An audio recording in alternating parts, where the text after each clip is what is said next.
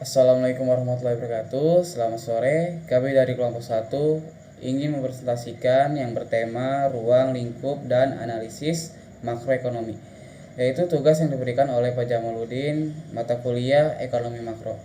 Saya Usama Lubis selaku moderator, dan kedua ada Nera Junia selaku yang mempresentasikan materi tersebut. Waktu dan tempat saya persilakan untuk Saudari Nera Junia. Saya akan menjelaskan perbedaan makro dan mikro. Makroekonomi. Yang pertama, corak analisis makroekonomi dilakukan secara global atau menyeluruh. Yang kedua, terdapat beberapa lembaga yang terlibat, yaitu pemerintah, bank, dan lembaga keuangan pihak yang melakukan ekspor dan impor. Yang ketiga, mengatasi permasalahan yang berhubungan dengan pengangguran, inflasi, pertumbuhan ekonomi yang tidak stabil, dan masalah dalam neraca pembayaran dan neraca perdagangan. Lalu mikroekonomi. Yang pertama, corak analisis adalah bagian-bagian terkecil dari seluruh kegiatan perekonomian. Yang kedua, lembaga yang terlibat meliputi RT atau pemilik faktor produksi dan perusahaan atau pemilik teknologi dan peralatan. Yang ketiga, menjawab pertanyaan yang timbul karena permasalahan keterbatasan sumber daya sedangkan kebutuhan manusia tidak terbatas. Untuk tujuan tercapai efisiensi penggunaan sampai dengan dan tercapainya kepuasan maksimal.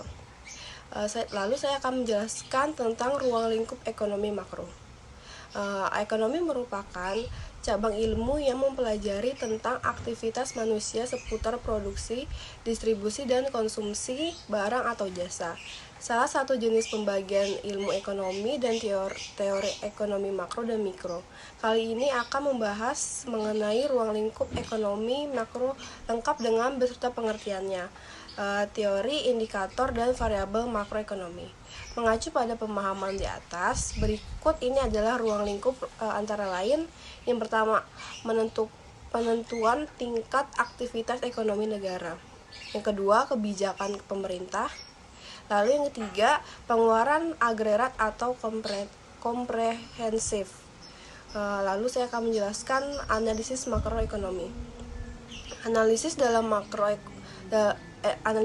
ekonomi makro adalah global atau menyeluruh. Dalam makroekonomi, yang perhatian adalah tindakan konsumen secara keseluruhan, kegiatan-kegiatan pengusaha, dan perubahan-perubahan total kegiatan ekonomi.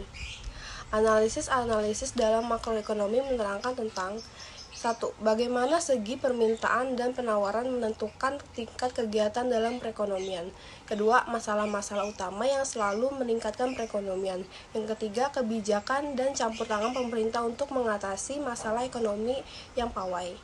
Lalu yang ketiga, saya akan menjelaskan tentang penentuan kegiatan ekonomi. Analisis dalam makroekonomi menunjukkan bagaimana pengeluaran agregat atau pembelanjaan yang akan dilakukan dalam perekonomian pada suatu waktu tertentu. Biasanya dalam 1 tahun pada berbagai tingkat pendapatan negara, dan penawaran agregat akan menentukan tingkat kegiatan suatu perekonomian dalam suatu periode tertentu dan pendapatan nasional atau produksi nasional yang tercipta. Yang keempat, saya akan menjelaskan tentang masalah dan kebijakan makroekonomi.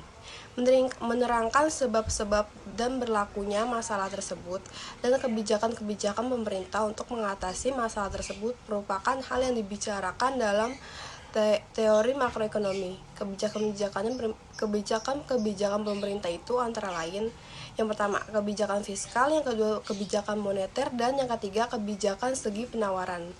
Lalu selanjutnya saya akan menjelaskan tentang pertumbuhan ekonomi.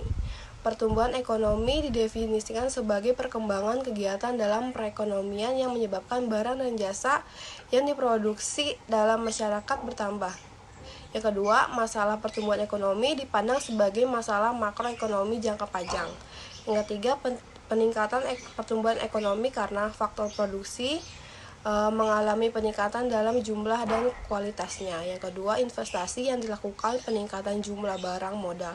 Ketiga, teknologi yang selalu berkembang. Yang keempat, tenaga kerja bertambah karena bertambah penduduk. Yang kelima, pengalaman kerja dan pendidikan meningkatkan kualitas tenaga kerja.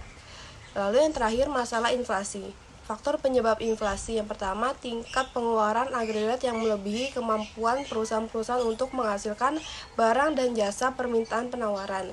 Yang kedua, pekerja-pekerja di berbagai kegiatan ekonomi menuntut kenaikan upah, akibatnya biaya produksi meningkat. Yang ketiga, kenaikan harga barang-barang impor.